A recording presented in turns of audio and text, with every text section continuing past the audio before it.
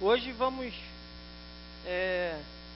trazer uma segunda mensagem falando sobre prosperidade.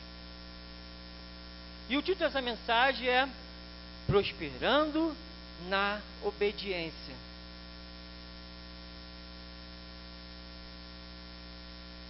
Semana passada nós falamos sobre prosperando em Deus. Falamos sobre a importância de estarmos conectados em Deus, de estarmos plantados, de recebermos essa água viva dos céus e que traria vida para nós. E que se nós estivéssemos em Deus, Ele haveria de nos prosperar em tudo. E que a verdadeira prosperidade não está no sucesso, assim como o mundo, mas sim de viver o propósito de Deus. E quando nós vivemos o propósito de Deus, tudo colabora, tudo corrobora, tudo se encaixa. Então tudo aquilo que nós conquistamos é para servir o propósito. Amém? A palavra prosperidade é muito interessante. Normalmente o significado que mais usado é o que? Ausência de necessidade. É assim que nós ensinamos, é assim que nós aprendemos que prosperidade é ausência de necessidade. E esse princípio, ele vem na contramão do mundo em que vivemos. Que vivemos um mundo e uma geração onde existe o quê? Um consumismo compulsivo, em que nunca é o bastante, nunca é o suficiente.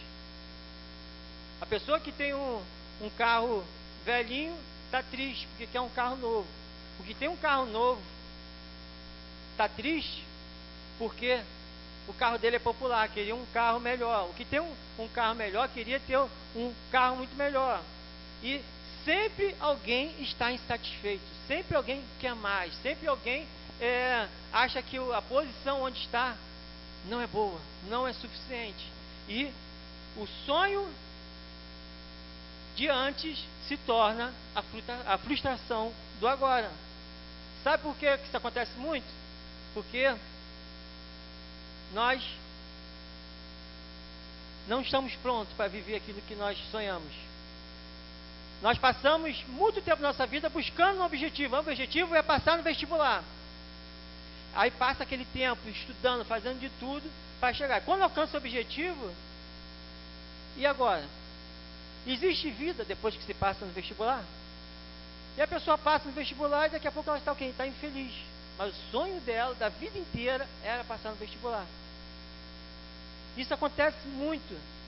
E eu falo isso por experiência própria. Porque o sonho de todo mundo é ter um emprego, um bom emprego. E o sonho de grande parte da população é ser um funcionário público. E se trabalha muito, se dedica muito para passar no concurso público, passa no concurso, meses depois a pessoa já está infeliz, reclamando do trabalho, reclamando do pagamento. Paga muito pouco, já sabia, já estava lá no edital, quanto era o salário, qual é a carga horária, quais as atribuições.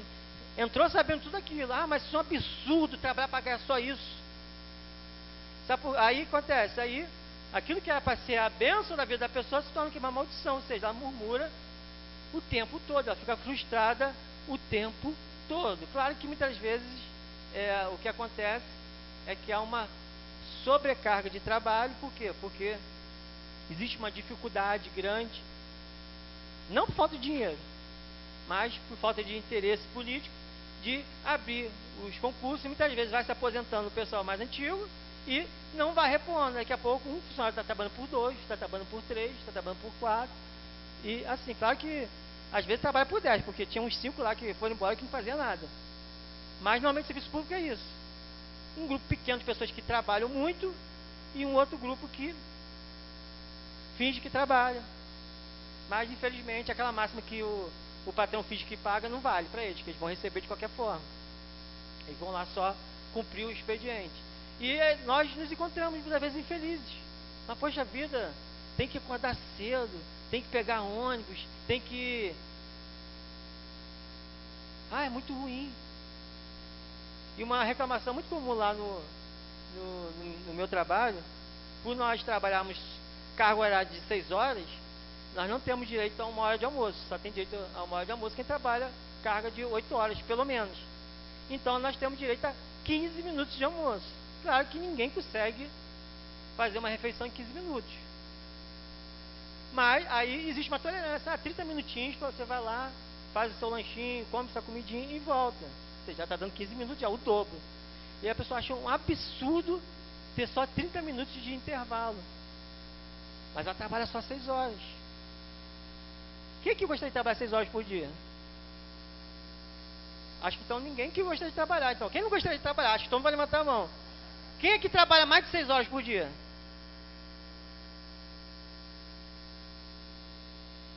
Acredito que a maioria das pessoas que trabalham mais de 6 horas topariam de boa fazer só meia hora de almoço para trabalhar 6 horas, em vez de 8, 9, 10, 11, 12 horas, não é verdade?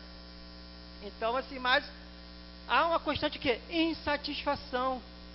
Porque, na verdade, o que a pessoa quer, o que a pessoa vive, é o processo. Não, na verdade, o que movia ela era aquele processo de estudar, aquele processo de construir, de alcançar o objetivo. Quando se alcança esse objetivo, vem o quê? Um grande vazio. Um grande vazio no coração das pessoas. Isso acontece em tudo. E por isso que vivemos uma geração de pessoas infelizes, de pessoas que não estão satisfeitas. E se fazer uma pesquisa, quase ninguém está satisfeito com a vida que tem. E não se iluda que os ricos também não estão satisfeitos, porque eles gostariam de estar mais ricos, eles gostariam de ter um carro melhor, gostariam de ter uma mansão melhor, gostariam de... Cara, tem muitos ricos que estão super frustrados, sabe por quê? Porque não tem condição financeira de ter o seu próprio avião. É muita infelicidade ter que voar num voo comercial. Na realidade dele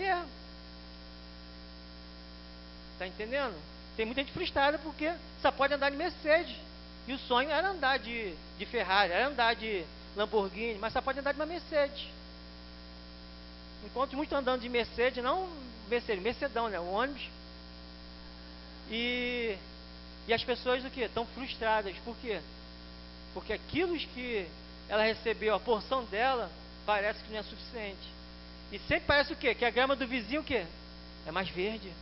A bênção do outro sempre parece que é melhor do que a nossa. Sempre parece que é mais importante que a nossa. O que o irmão faz é mais importante, o que fulano faz.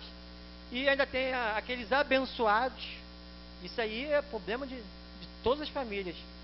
Que ficam o quê? Comparando os filhos, comparando os sobrinhos, comparando os netos. E existe uma escala maluca inventada na cabeça de pessoas que não tem o que fazer, de o que é fazer mais sucesso, o que é fazer menos sucesso. E muitas vezes nós vemos vários jovens, e às vezes até adultos mesmo, frustrados. Por quê? Porque é diminuído. Porque aquilo que ele faz, aquilo que ele alcançou, parece que não é importante. E gente milionária, sabia que existem pessoas milionárias que vivem grandes crises de ansiedade e depressão profunda? Por quê? Porque ele é o único de todos os filhos, de todos os primos que não conseguiram conquistar 1 milhão antes dos 30 anos. Isso aí, para as famílias ricas, isso aí é sinônimo de fracasso. Como é que aquele cara não conseguiu, com todas as oportunidades que teve na vida, conquistar 1 milhão? Porque existe um princípio entre os ricos que eles têm que sair do seio da família, quando chega a uma certa idade, normalmente ele perto dos 15, 16, construir um próprio negócio, alguma coisa, e conquistar seu primeiro 1 milhão. E depois ele volta e toma conta dos negócios da família. Imagina que tristeza. O cara só conseguiu ganhar só 500 mil antes dos $1.000. Normalmente isso é algo mais dos americanos. Mas isso vale para todo mundo. E por quê? Porque todo mundo olha ele de lado. Muitas vezes somos assim. As pessoas menosprezam aquilo que nós conseguimos, aquilo que nós conquistamos, aquilo que foi com muito suor. E nós mesmos muitas vezes nos deixamos levar por esse tipo de coisa. E muitas vezes nós nos deixamos abater. Eu sou um fracassado. Eu sou um derrotado. Eu não consegui nada. E se você parar para olhar a tua vida, se você parar para olhar a tua família, Tem muitas pessoas que você considera pessoas de sucesso que dariam tudo para ter o que você tem, para ter a vida que você tem. Muitas vezes nós praguejamos, muitas vezes nós reclamamos e esquecemos de olhar tantas coisas boas que Deus colocou em nossas vidas. Que possamos aprender a apreciar as bênçãos, apreciar aquilo de bom que Deus nos deu. Amém?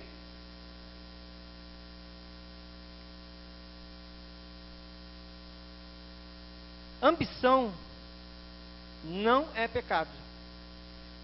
Um grande problema da ambição é quando ela não serve o propósito. Pelo contrário, é importante a ambição. Infelizmente, há muitas pessoas que vivem escassez, tanto material, quanto espiritual, quanto familiar, em todas as áreas da vida, por falta de ambição. É importante sim ter ambição, é importante. Mas a ambição só é algo benéfico, só é positiva quando ela vem servir ao propósito de Deus em nossas vidas. Então, se for para servir o propósito de Deus, temos que ser ambiciosos, temos que querer aquilo que tem de melhor. Não de forma desenfreada, não de forma louca. Por quê? Porque se nós traçarmos um objetivo muito alto, nós não vamos alcançar e vamos nos frustrar. Então temos que buscar vários objetivos menores para que possam o quê? Ser pontes, possam ser trampolim para chegar no objetivo maior. Muitas vezes nós miramos lá em cima. Ah, qual é o seu propósito? Qual é o seu objetivo? Não, eu quero ser oficial das Forças Armadas. Aí vai estudar lá, vai estudar, vai prestar o concurso. Estou dizendo que não possa começar como oficial, não. É algo muito bom para se começar. Mas faz também a prova de sargento, porque de repente não passa na de oficial, mas passa na de sargento. Ah, não faz a de cabo também, de repente não passa de oficial nem de sargento, mas passa na de cabo. Ah, mas vou ter que ser cabo, vou ter que servir. Ah, também não passou na de cabo. Já tentou a de marinheiro, de fuzileiro, a de soldado? Ah, mas é uma vergonha muito grande você é soldado. Conheço vários que começaram como soldado, fizeram cursinho à noite, fizeram concurso, voltaram oficial e voltaram chefe do sargento que pegava no pé deles. Conheço um monte de casos assim. Porque no momento que você faz a prova e passa, você perde o teu posto anterior e você vai para o posto após. Então, qual é o problema de começar por baixo? E é importante, muitas das vezes, Deus não permite que nós alcancemos essas posições altas, sabe por quê? Porque nós não estamos preparados, a nossa mente não está preparada. São poucos os jovens hoje que estão prontos para sair da mesada do pai e da mãe para um salário de 15, 20 mil reais por mês. Isso aí vai ser destruição para a vida dele, para a maioria, infelizmente. Alguém está dizendo que não, eu não, cara, se eu saio do zero para um salário de 20 mil, eu vou fazer só benção. Sei que vai. Então é importante muitas vezes nós seguirmos passo a passo, degrau por degrau. Claro que assim, tem pessoas que estão sendo preparadas desde cedo, pessoas que estão sendo preparadas em excelência, e pessoas que têm um propósito muito firme, e que essas vão conseguir.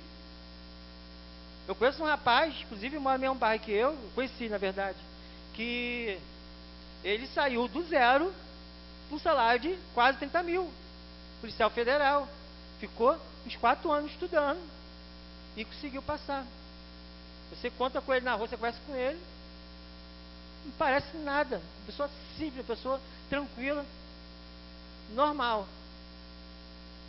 Mas por quê? Porque ele se preparou a vida inteira para isso. Claro que se ele não vigiar, ele vai se perder lá. Porque não é só o dinheiro, mas também o poder que traz, as oportunidades, as portas que se abrem. Então existe um perigo muito grande. Mas, na maioria dos casos, tem que seguir um caminho. Tem que galgar um caminho. Davi não começou matando os gigantes. Ele começou o quê? Matando o leão e o urso. Então, temos que valorizar as pequenas lutas.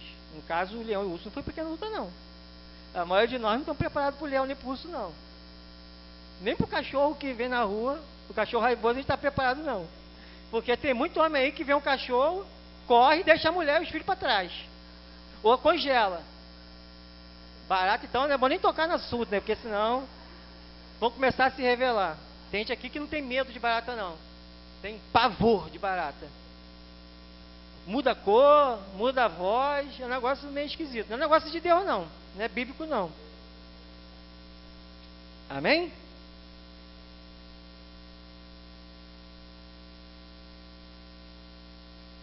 Eu lembro da minha juventude, eu com meus 19 anos, eu dava aula no seminário lá na Alvida do Jabu, o CETEB.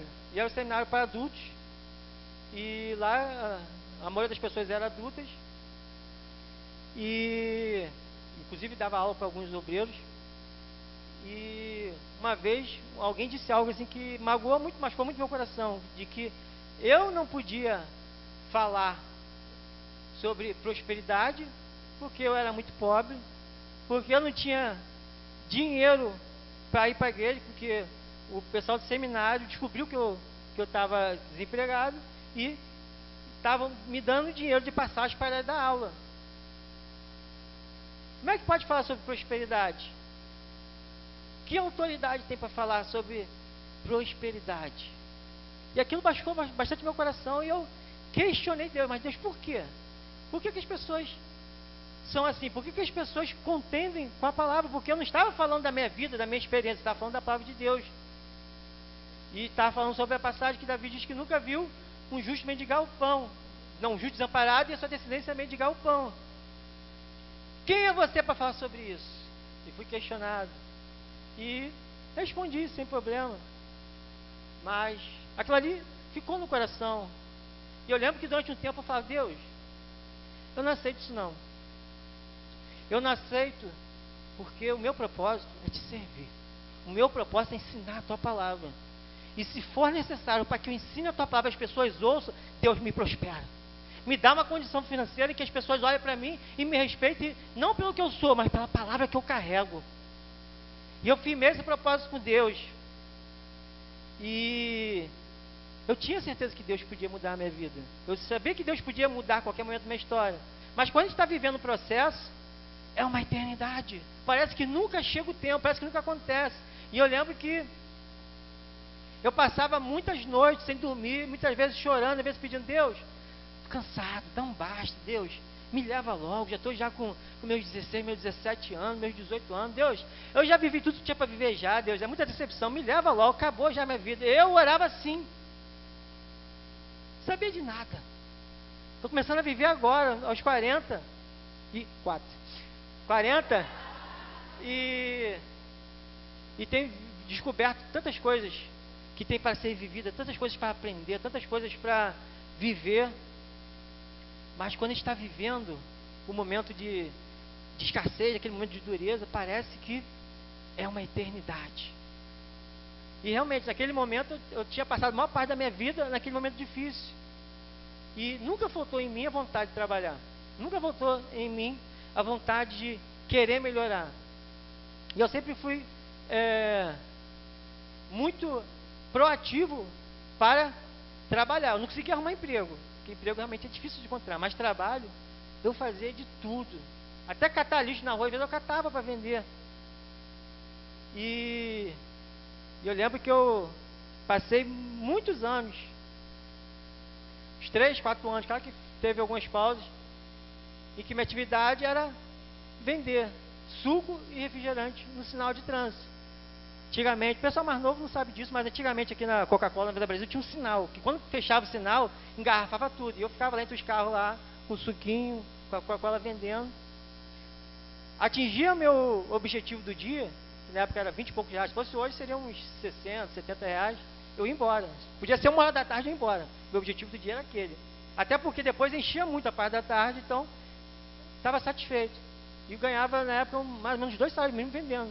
Trabalhando 3 horas por dia só, vendendo mais 3 horas no sol quente, escaldante.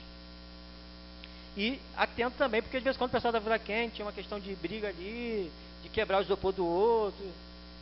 Naquela época a gente já tinha que pagar dinheiro para a polícia poder vender. Essas coisas acontecem. Não começou agora não, esse negócio é antigo. E 3 anos depois disso eu estava entrando no Banco Brasil através do concurso público. É Deus que faz. É Deus que muda a nossa história. E às vezes a gente acha que é impossível. A gente acha que é inalcançável. Mas tem que haver ambição sim. Mas tem que servir ao propósito. E se não for para servir o propósito, não vai ser bênção. Pode ter a melhor oportunidade da tua vida. Você pode ser a pessoa mais importante da tua família, mais importante do teu bairro, até mais importante da tua cidade. Se não for para servir o propósito de Deus, vai dar ruim. Vai dar tudo errado. Você vai ser infeliz. Porque a felicidade não está em se possuir coisas. Está em ser.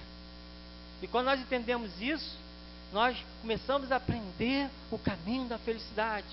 Existe uma pesquisa que é feita com os ricos, os milionários, pouco antes da sua morte, e a maioria deles, o grande dor deles, a grande tristeza da vida deles, é o tempo que não passou com seus entes queridos. E alguns, é pior, sabe o que é?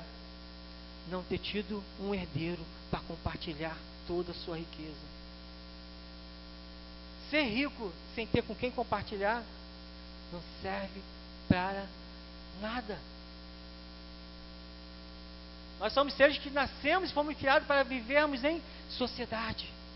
Então tudo que nós temos tem que ser o quê? Para servir a algo. E muitas vezes nós damos uma de doidão e fazemos igual o filho pródigo. Me dá tudo aqui e mete o pé e vou viver minha vida. Sabe o que acontece? Dá tudo errado. Aí por volta. Quando consegue voltar, que muitos já ficam lá mesmo, de lá mesmo já sabem qual é o destino. Porque não entenderam de que só é bênção quando eu tenho com quem eu dividir, para quem eu contar essa bênção. O que adianta ser abençoado? Caramba, fui condecorado. Fui o destaque da semana, fui o destaque do mês lá da empresa. Chega em casa, vai contar para quem? Cachorro, vem cá. Alfredo, senta aí. Alfredo, vou te contar uma coisa. Fui o destaque do mês. E pior que fala mesmo. As pessoas conversam com bicho. Sabe por que conversa com bicho? Sabe por que esse amor os pede? Porque não consegue construir relacionamento com pessoas. Não consegue se comunicar com pessoas. Então acha que bicho é melhor do que pessoa. Quem fala isso não conhece Deus, não conhece a palavra de Deus.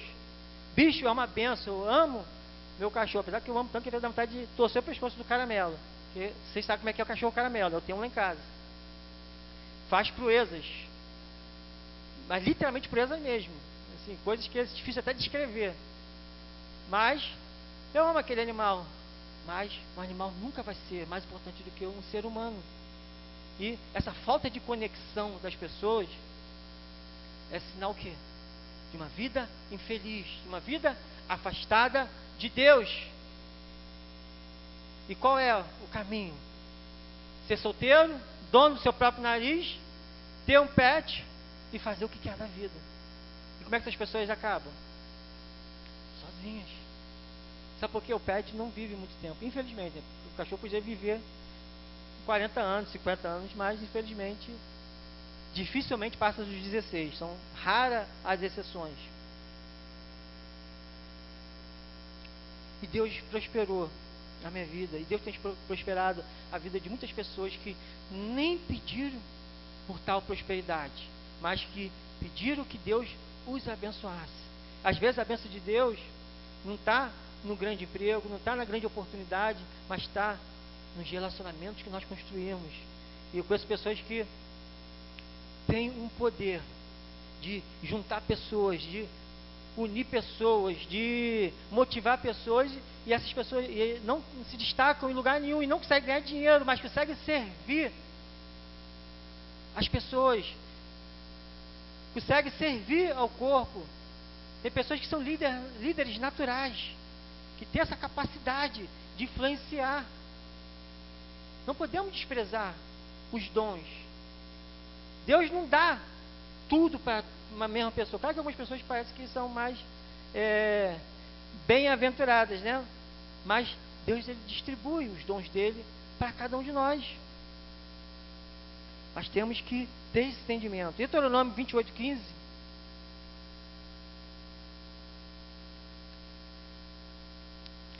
diz o seguinte, acompanhe comigo a leitura.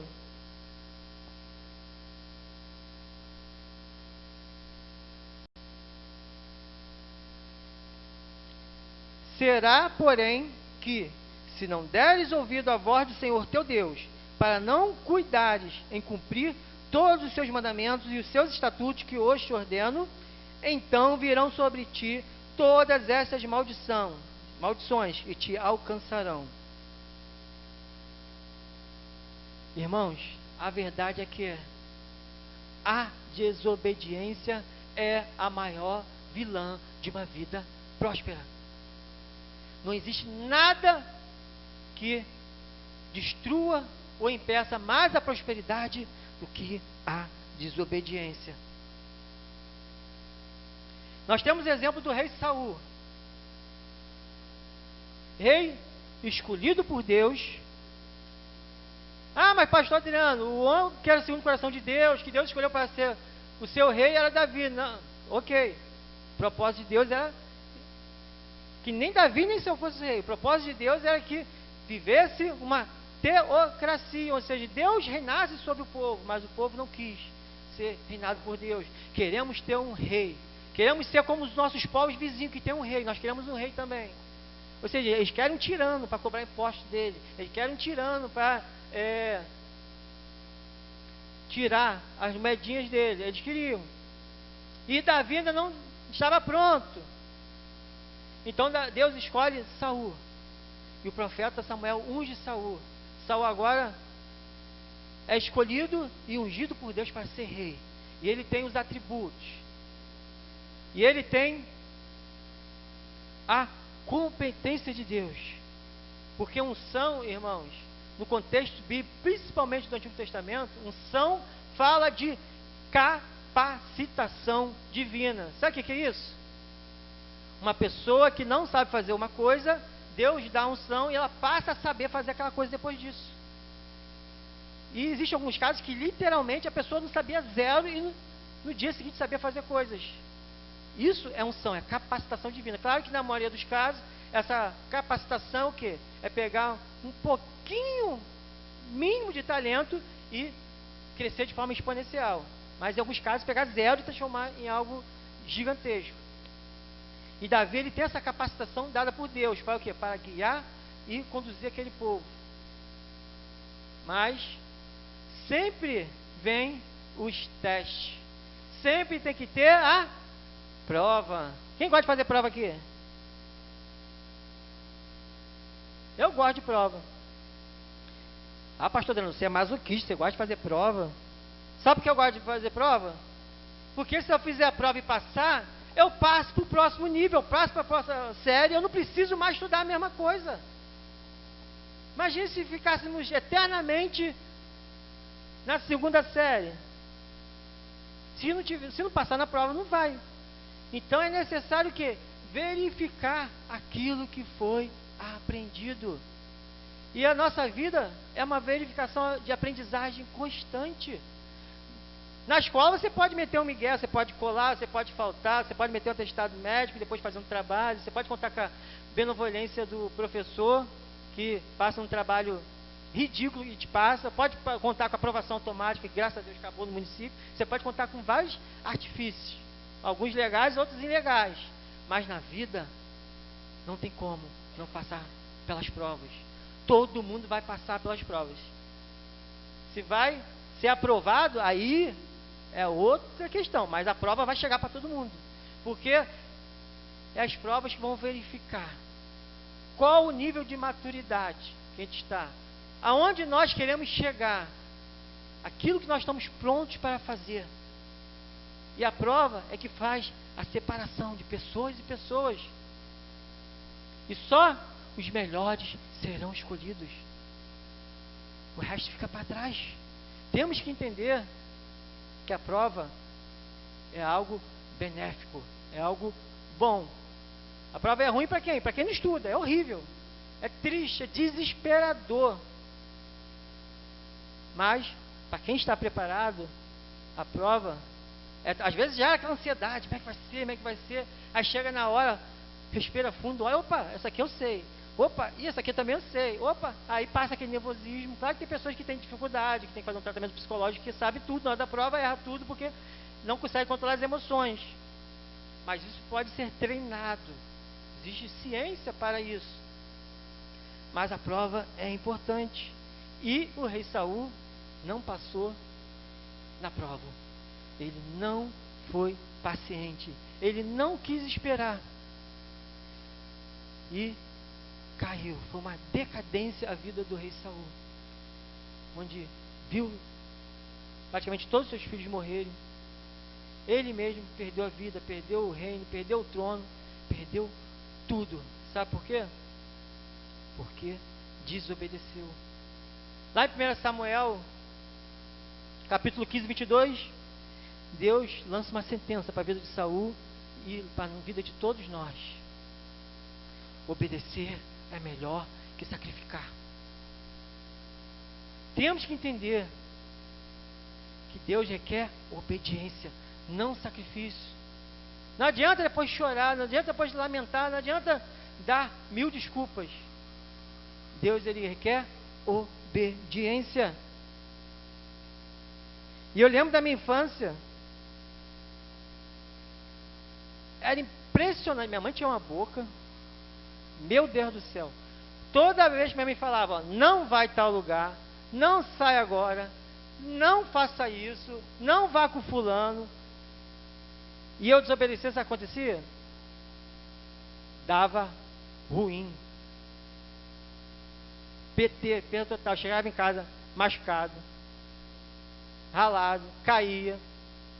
Uma vez perdi o relógio, perdi o chinelo, roubava meu chinelo na praça, que tirava o chinelo, botava na trave para jogar bola. Quando voltava, ih, cadê o chinelo? Foi-se. Perdi a conta de quantos chinelos foi nisso. Sempre dava errado. E eu achava, eu ficava com raiva da minha mãe, porque, tá jogando maldição na minha vida. Ela tá jogando maldição para minha vida. Porque eu não entendia o princípio de Deus. E claro que não é assim com a mãe de todo mundo, mas eu acredito que era importante eu ter essas experiências, porque isso ficaria na minha mente para sempre. Isso traria um aprendizado que talvez naquele momento eu não entendesse, mas que serviria para a minha vida inteira.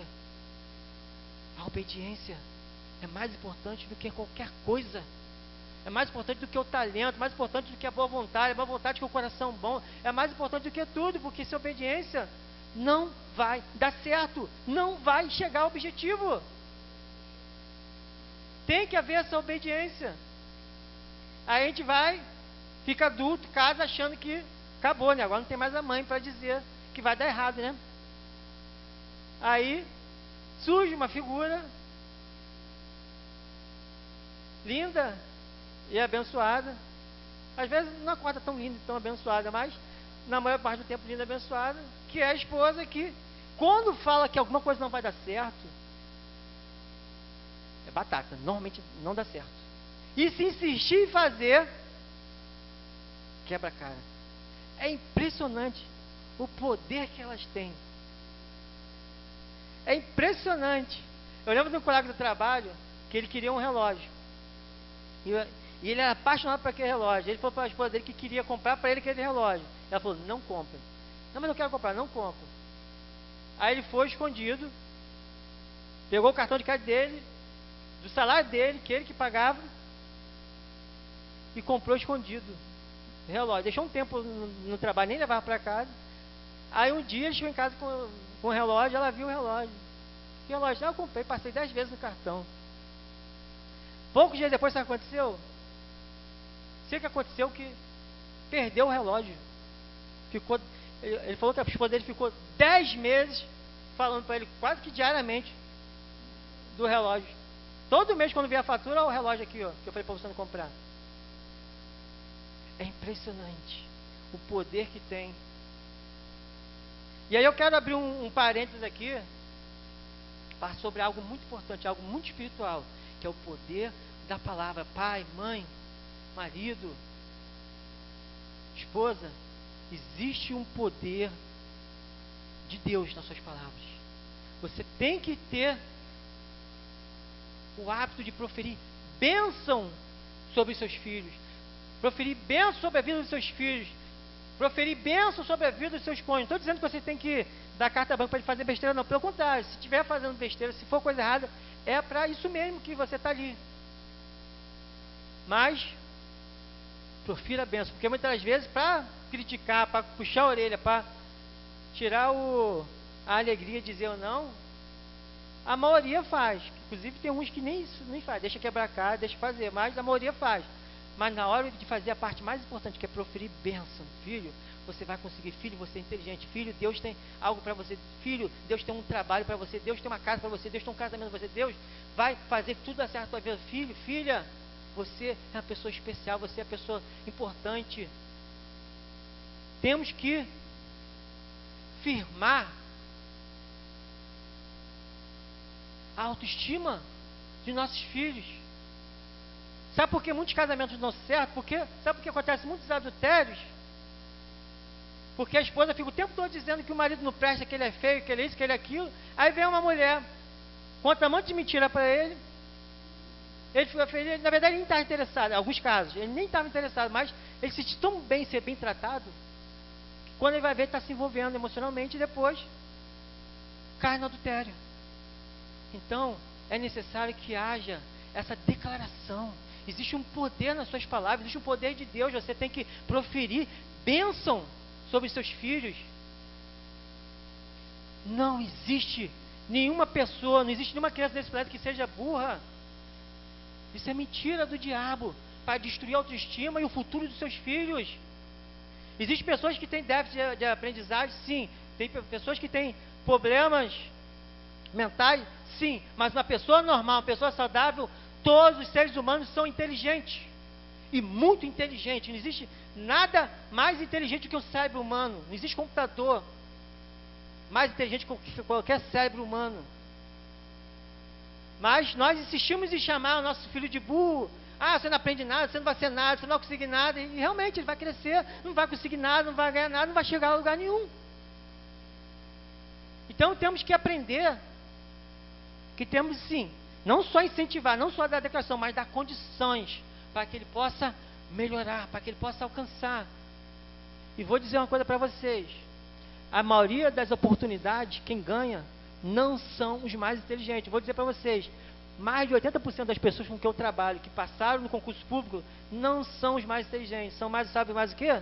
Os mais dedicados. Pessoas mais ou menos que se esforçaram muito e conseguiram. Sabe por quê? Porque os inteligentes achavam que não precisavam fazer nada, que na hora que eles quisessem, eles iam lá, ia fazer, ia acontecer, ia tudo dar certo. E essa arrogância tem feito com muitas pessoas que têm um potencial enorme se frustrarem e não alcançarem nada da vida, porque acham que a sua inteligência é suficiente para abrir as portas. Mas tem que haver trabalho duro, tem que haver consistência, tem que trilhar o caminho.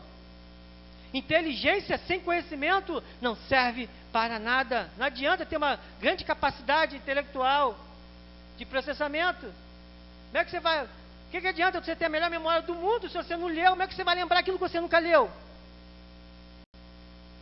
E um monte de pessoas mais ou menos, mas que se esforçam, se dedicam, conseguem as oportunidades. Sabe por quê? Porque aqueles que são mais inteligentes, aqueles que tinham um potencial maior, não querem nada.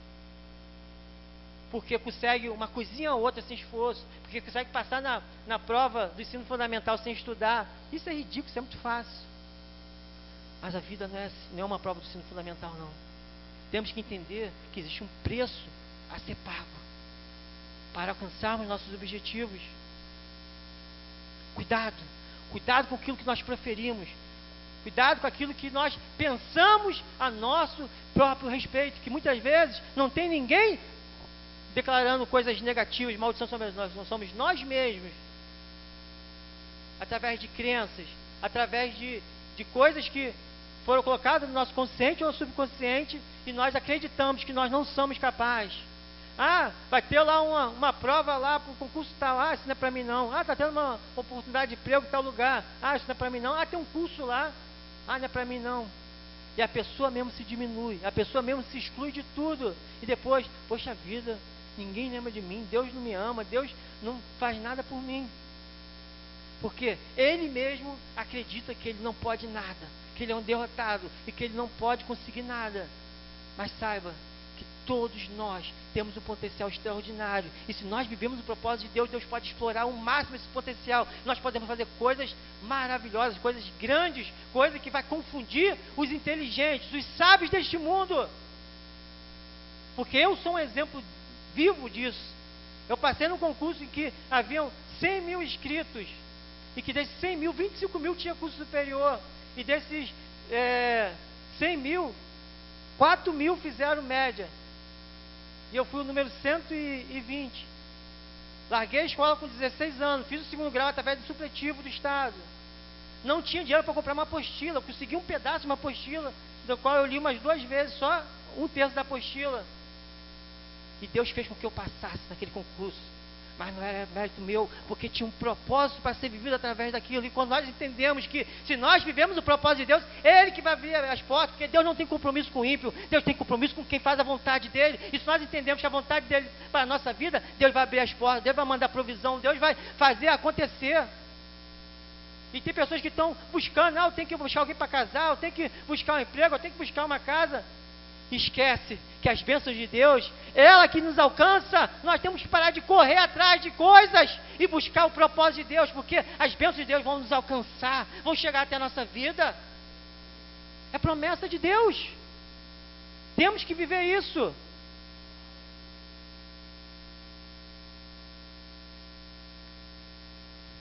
Muito triste como pessoas têm destruído a autoestima de outras pessoas. Eu tenho tratado um jovem recém-casado em que a esposa dele o massacra, chama ele de derrotado, de fracassado, que ele não presta para nada porque ele trabalha como ambulante. Ela casou com ele, ele sendo ambulante, e ela tem vergonha dele, tem vergonha do trabalho dele. Eu perguntei para ele, está faltando comida em casa? Ele falou, não, eu pago aluguel, eu pago comida, tudo com dificuldade. Não consigo dar muito conforto, mas não tem faltado nada. E ela diz que vai me largar, porque ela não nasceu para morar com ambulante. E o que mais partiu meu coração não foi isso. O que mais partiu meu coração foi quando ele virou para mim e falou, você deve entender, né? Porque é assim, né? A pessoa que está mais próxima da gente é aquela que mais nos fere, é aquela que nos joga mais para baixo. Eu parei, olhei para ele e falei, não é assim não. Não é assim o propósito de Deus não. A pessoa que está mais perto de mim é a pessoa que mais me incentiva na vida, é a pessoa que mais me apoia, é a pessoa que acredita em mim, até mesmo quando eu paro de acreditar em mim. Você tem que entender. Vocês que não são casados ainda, vocês têm que entender que existe um propósito. Você precisa de alguém que te coloque para cima, alguém que te faça alcançar lugares maiores, não que alguém que te diminua e que te faça sentir um lixo.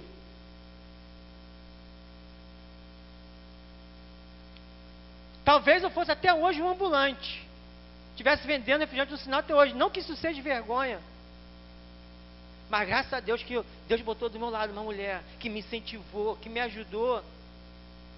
E no caso, literalmente me ensinou, que ela era professora e me ensinou a estudar.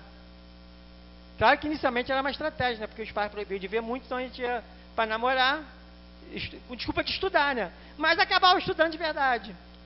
De vez em quando, não tinha ninguém olhando, eu dava um beijinho, depois voltava, opa, estudando, concentração, concurso público. É nesse nível.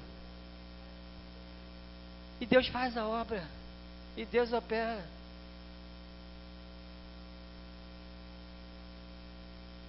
E é muito bom quando nós construímos algo junto. Quando nós temos alguém em que nós podemos olhar para trás.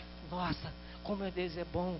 Como nós crescemos. Tudo que nós construímos. A família que nós construímos. E o meu pedido para Deus, minha oração sempre foi, Deus, me dá uma família, Senhor, eu quero uma família feliz, que eu venho de uma família destruída, em qual eu não tinha contato. Eu estava falando com meu filho hoje, poxa vida, como eu gostaria que meu pai me desse um abraço, que meu pai fosse chato pedindo abraço toda hora, como eu sou contigo.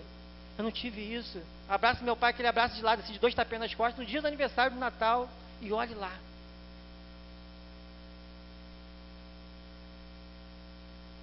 temos que entender o que realmente importa. E vou dizer uma coisa para vocês: Deus deu muito mais, mas muito mais de tudo que eu pedi. Um monte de coisa veio de bônus, coisa que eu nem esperava. Deus foi dando, Deus foi prosperando, Deus foi fazendo acontecer. Aí chegou um determinado momento que eu comecei a me encher muito, comecei a achar que eu estava importante, comecei a achar que eu era alguma coisa muito especial, porque eu estava como gerente exclusivo do Banco Brasil, cuidava só de gente que tinha muito dinheiro. E agora eu já não tinha mais tempo para as pessoas. E Deus, opa, vem para cá. Não te chamei para cuidar do dinheiro dos outros, não. Eu chamei para cuidar de vidas. Claro que com a perda da função se perde os privilégios.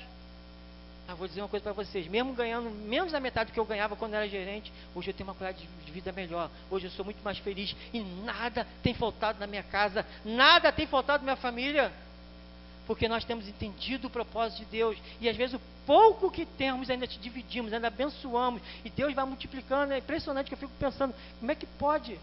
Antes eu ganhava quase 3 vezes e não sobrava, e agora não sobra também não, mas faz coisa pra caramba. Impressionante.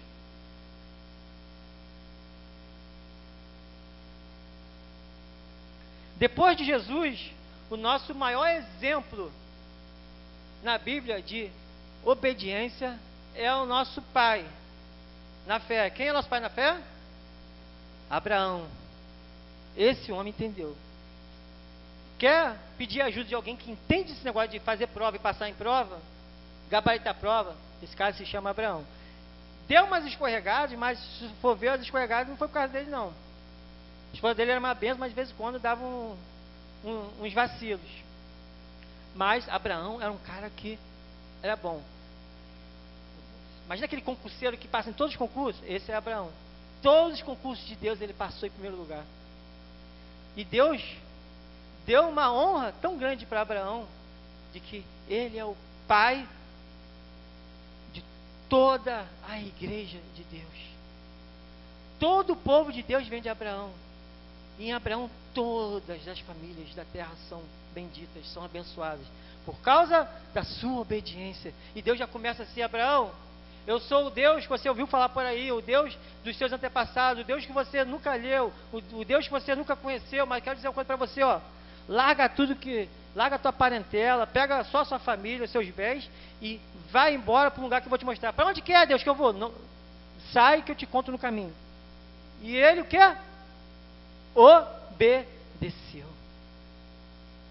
E nós vamos seguindo a trajetória de Abraão e vamos ver que desafio após desafio, Abraão obedece. E até que vem o grande dia, a prova mais difícil da vida de Abraão. Isaac, o filho da promessa, a maior bênção de Deus que Abraão queria era um filho. E Deus diz: Abraão, sacrifica Isaac. Você acha que Abraão questionou? Você acha que Abraão pensou 2 vezes? Na mesma hora Abraão obedeceu. E ele começou a subir aquele monte. E o seu filho, que já conhecia todo o esquema ali do sacrifício, o acompanhando. Deixou seus servos embaixo e subiu seu filho. E o fogo. E estava lá o cutelo lá, o facão. Isaac sabia como funcionava. Em algum momento aquilo começou a angustiar o coração de Isaac. Isaac vira para o seu pai: pai, cadê a oferta? Cadê o cordeiro? Cadê? Isaac era inteligente, já tinha caído a ficha já. Ele já tinha entendido que era ele. Mas ele também não saiu correndo não. Eu sou Isaac, eu meto o pé naquele morro abaixo. É ruim que eu pago para ver. Graças a Deus que Isaac não sou eu, né? Ah, sério, algum de vocês aqui ia subir o morro com o pai dizendo que vai matar você quando chegar lá em cima?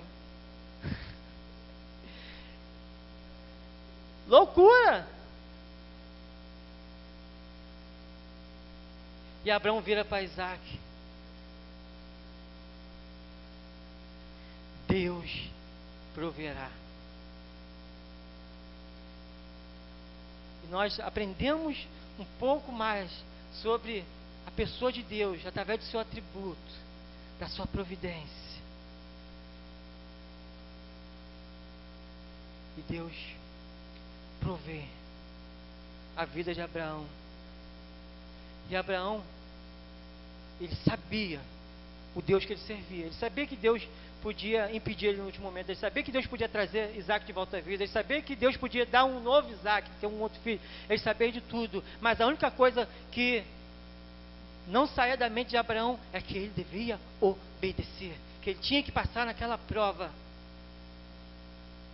E naquele momento em que ele coloca a lenha, amarra Isaac, quando ele levanta o facão para cortar o seu filho, para imolar o seu filho, para tirar a vida do seu próprio filho, seu único filho, o filho do seu coração, o filho que ele amava mais que tudo, com todas as forças do ser dele, filho que ele trocaria tudo que ele tinha, daria todas as riquezas, tudo pela vida daquele filho. Ele ia matar aquele filho. E o anjo do céu diz a Abraão: não faça de mal a esse menino, não precisa, não é preciso necessário. Sabe por quê? Porque um outro primogênito já foi morto. Porque Deus já entregou o seu único filho. Você não precisa entregar seu único filho, porque Deus já entregou Jesus. Jesus já está morto, já está imolado para que toda a humanidade pudesse viver. Porque Deus amou o mundo, entregou Jesus para salvar o mundo. Então não é necessário que Abraão entregasse seu filho. Mas entenda que muitas das vezes Deus vai requerer e vai até o final. Então não ache que Deus está pedindo o teu Isaac, está pedindo o teu sacrifício para abrir mão de algo que é importante para você, e no momento H Deus fala: não, brincadeira, é só para testar você, não pode ficar, não. Em alguns momentos Deus vai até o final, e você vai ter que abrir mão sim, você vai ter que desistir sim, mas tem uma boa notícia para você: toda vez que você abre mão de algo importante na sua vida, pelo propósito de Deus, Deus tem algo maior para você viver, Deus tem algo sublime, porque as coisas deste mundo, elas passam, mas existe uma herança eterna. E aquele jovem rico, ele não passou nesse teste, porque Jesus olhou para o coração dele. Jesus não foi isso para mais ninguém, mas ele sabia que o coração dele estava para as riquezas, porque ele era muito rico, e falou: vende tudo que tens, dá aos pobres e siga-me. Talvez Jesus fizesse com esse jovem rico o mesmo que fez com Abraão. Não precisa não, eu entendi o teu coração, pode me seguir com as suas riquezas, porque vários outros ricos seguiram a Jesus sem problema nenhum. Mas aquele jovem se entristeceu e foi embora. Sabe por quê? Porque ele foi reprovado. Se preparou a vida inteira e no dia da grande prova foi reprovado. E essa prova é a prova mais importante da nossa vida, que é a nossa salvação, a nossa vida eterna em Cristo. Será que estamos dispostos a abrir mão da eternidade com Deus por causa de um objetivo profissional, por causa de um objetivo de vida? Ah não, eu quero curtir a vida, eu quero seguir meus caminhos, eu quero curtir, quando eu tiver 20 anos, 30 anos, 40 anos eu volto. E muitos não têm voltado, muitos têm ficado pelo caminho, porque têm tentado Deus, não querem viver aquilo que Deus tem. A história do filho pródigo é linda, porque o filho pródigo teve a oportunidade de voltar, mas quantos filhos pródigos saíram e nunca mais voltaram, e morreram, e se perderam no mundo para sempre? Temos que entender que temos que passar nas provas. Temos que estar pronto para entregar tudo. Temos que estar pronto para entregar aquilo que Deus pedir. Porque a palavra de Deus diz que onde estiver o nosso coração, ali vai estar o nosso tesouro. Não ponha o seu coração no seu relacionamento. Não ponha o seu coração nos seus filhos, não ponha no seu emprego, não ponha na sua posição, não ponha nem na igreja, mas tenha o seu coração em Deus. Sabe por quê? Porque tudo isso pode decepcionar, tudo isso pode dar errado, tudo isso pode voltar contra você, mas Deus nunca muda. Ele é imutável, Ele é o mesmo ontem, hoje, será eternamente. O amor dEle, Ele supre, Ele é completo. Ainda que nós venhamos errar, ainda que nós devemos afastar, Ele continua fiel, Ele continua firme, porque nós quebramos a nossa aliança com Deus, nós rompemos a aliança, e Deus está ali novamente, nos estendendo a mão e nos colocando de pé. Promessa de Deus, mas temos que ser rápidos para voltar para a presença de Deus, temos que ser rápidos para o conserto com Deus. E é nesse momento, é no momento da prova, é no momento em que Deus requer de nós algo que é importante para nós. O que Deus requeriu de mim foi algo que foi duro, foi difícil. Eu gostava do prestígio do carro que eu tinha, até mais do que o salário. As portas que eu abria, os relacionamentos que eu tinha, as pessoas que eu conhecia. Mas eu abri mão. E Deus vai pedir que nós venhamos abrir mão de muitas coisas. E algumas dessas coisas são ciladas que Deus já conhece, que lá na frente vai nos derrubar, que vai nos envergonhar. Então Deus, Ele está cortando agora, Ele está nos impedindo de ter grandes decepções, de grandes problemas. Porque muitos caminhos parecem que são ótimos. Não, Deus, se isso aqui acontecer, isso aqui vai ser uma bênção. Ah, Senhor, se isso aqui acontecer, eu vou poder abençoar a tua casa, vou poder ofertar, vou poder... Ah, se isso aqui acontecer... Caminhos de morte. Caminhos de destruição. Muitas das vezes o não de Deus é o amor de Deus cuidando para que a gente não se perca, para que a gente não se afaste, para que a gente não seja dono do nosso próprio nariz, para que a gente não seja independente. 1 Coríntios 13, versículo 11 diz o seguinte: quando eu era menino, falava como menino, agia, discorria, sentia como menino, mas quando me tornei homem, deixei as coisas de menino. E essa é a separação dos meninos e dos homens, das meninas e das mulheres na fé. Quando nós passamos por essas provas de Deus, nos tornamos maduros, nós crescemos e alcançamos. E, infelizmente, existem muitas pessoas que estão há anos e anos na casa de Deus e não crescem, não evoluem. Sabe por quê? Porque estão sendo reprovados, porque não passam nas lições básicas, o primário não consegue passar. Aí Deus muitas vezes dá um descanso, aí avança um pouquinho, aí quando a pessoa começa a achar, opa, as coisas estão começando a andar na minha vida, daqui a pouco, lembra que você reprovou na lição de humildade? Aí vem de novo a prova. Lembra que você reprovou na lição de amar o próximo, de servir, de ser generoso? E volta. E quando volta, o que acontece? Bomba de novo, reprova e volta tudo e não engrena. E pode ver que é um ciclo. A pessoa começa a crescer um pouquinho, volta do zero, às vezes até se afasta, volta, faz um pouquinho e nunca passa para a próxima fase. Não cresce, não evolui. Deus é mau? Não. Deus não ama? Não. Porque Deus não pode colocar responsabilidades maiores para quem não está pronto, para quem não está preparado.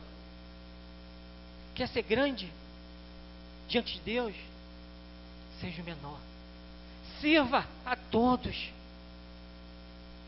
Quer ser grande? Quer se destacar? Quer ser conhecido? Seja o que mais sirva. Sirva aos seus irmãos. Não adianta só querer servir os pastores, não. Serve aquele que não pode fazer nada por você. E não adianta só servir na igreja, não. Aquele que serve, serve aonde quer que esteja. Hoje o pastor falou aqui sobre diaconia. E a diaconia é o servir o tempo todo. Ah, mas isso não é para mim, não. Já cansei de subir e fazer café por segurança de beber lá da agência, porque a menina que faz o café não chegou. Já cansei de ir na padaria comprar pão para os funcionários. E até mesmo quando eu era gerente, eu cansei de fazer isso. Porque quem serve, serve a todos. E nós queremos escolher quem nós vamos amar, quem nós vamos servir. Porque na verdade a gente não está servindo, está barganhando, porque a gente quer fazer por quem pode fazer algo por nós. E Jesus diz que quando nós fazemos com qualquer um dos pequeninos, nós estamos fazendo a Ele. Quando você dá um copo d'água para alguém, quando você dá um prato de comida para alguém, você está servindo o próprio Jesus. Porque essa é a essência do verdadeiro evangelho. Servir aos pobres, cuidar dos pobres, da viúva, do estrangeiro. Ou seja, cuidar dos menos favorecidos. Como é que eu posso dizer que ama a Deus se eu não consigo amar o meu irmão quem vê? Quem não consegue amar aquele quem vê, não consegue amar quem não vê. Parafraseando essa frase, quem não consegue obedecer quem vê, também não consegue obedecer a Deus que não vê. Quem não consegue obedecer às autoridades instituídas por Deus, não consegue obedecer a Deus.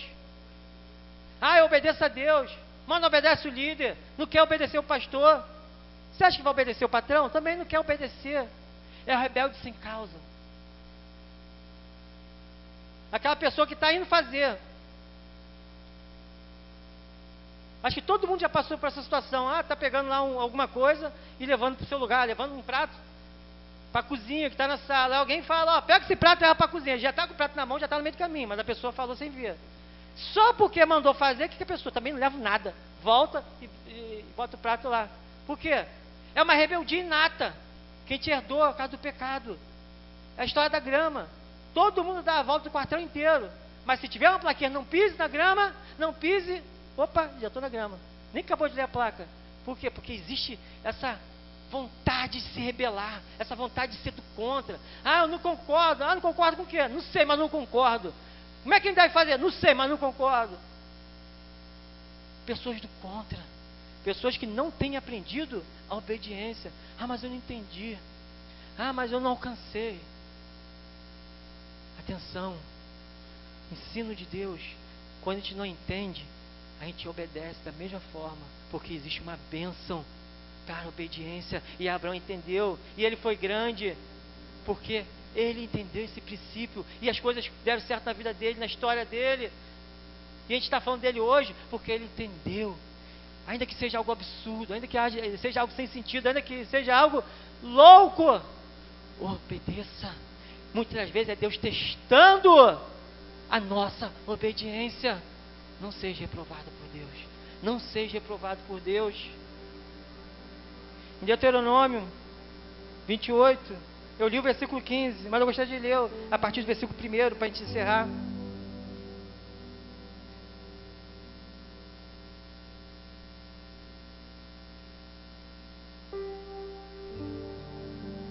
Pode colocar aqui para mim, que está muito pequena aqui a letra da Bíblia. 28, a partir do versículo 1.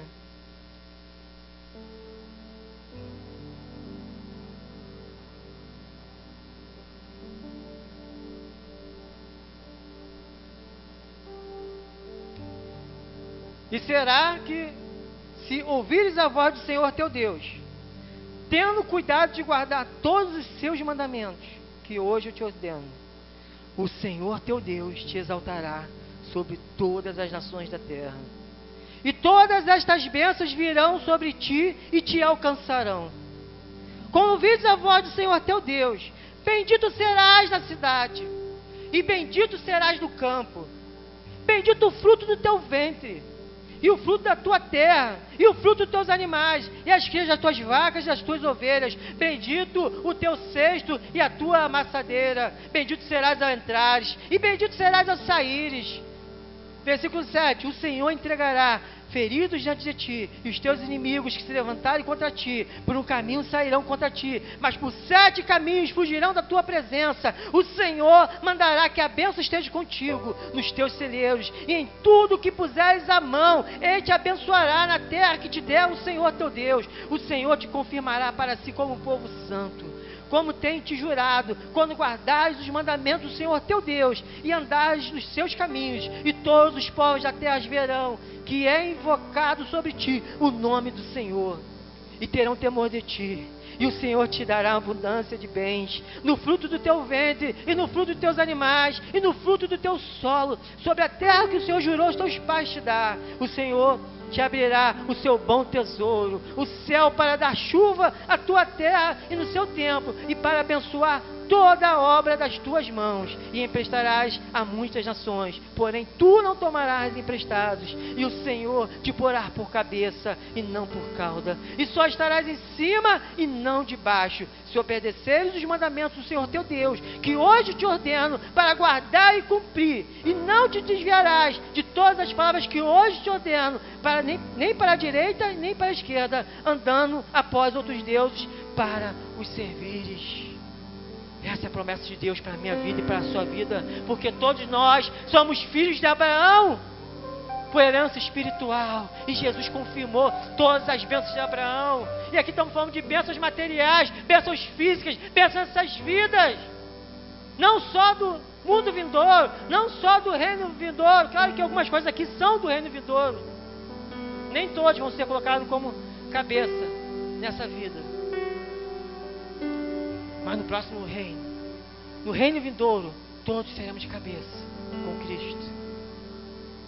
E se nós entendemos o preceito de Deus, a prosperidade nos alcançará, as oportunidades nos alcançarão, os bons empregos nos alcançará, os bons casamentos nos alcançará, as boas casas nos alcançará.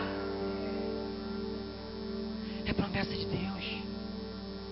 Deus, Ele tem o melhor para nos dar.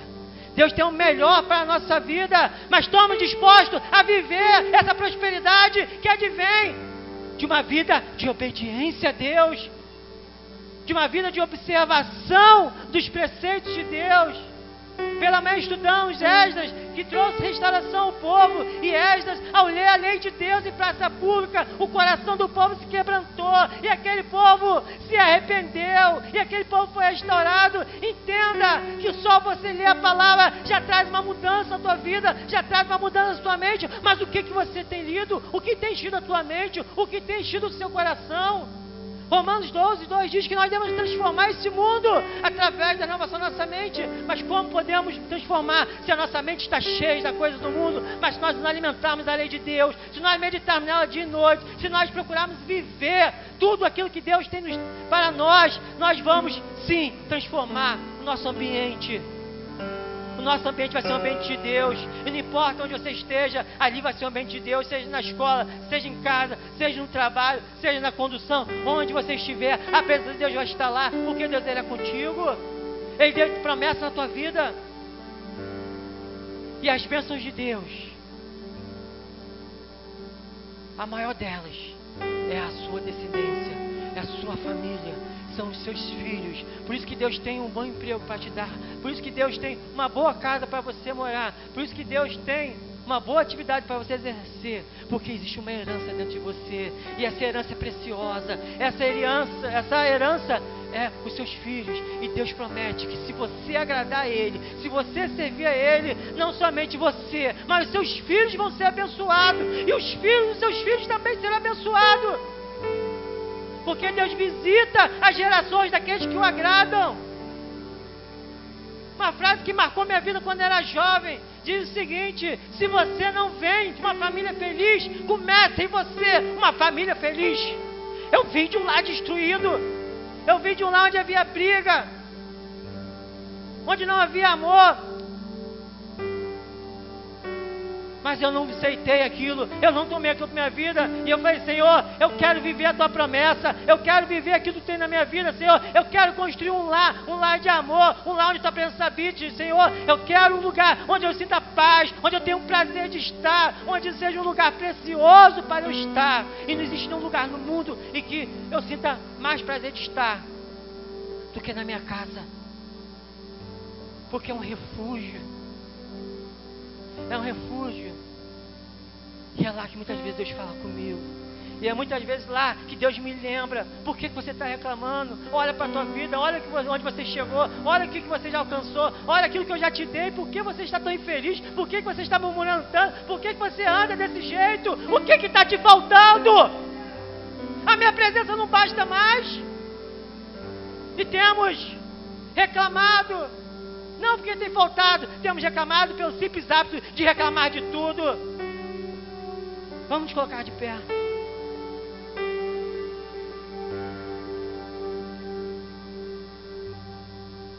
O Senhor hoje nos convida